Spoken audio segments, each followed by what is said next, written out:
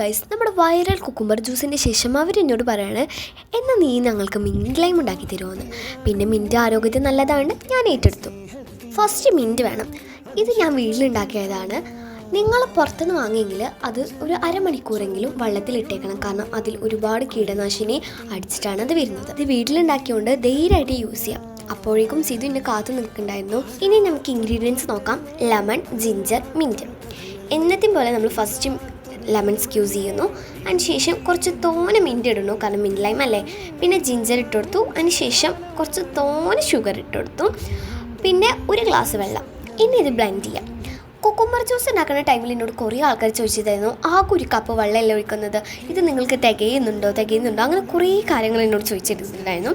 അപ്പോൾ അതിനുള്ളൊരു ആൻസറാണ്, ഫസ്റ്റ് ഞാനിത് ബ്ലെൻഡ് ചെയ്തതിന് ശേഷം ഞാനിത് അരിച്ചെടുക്കും.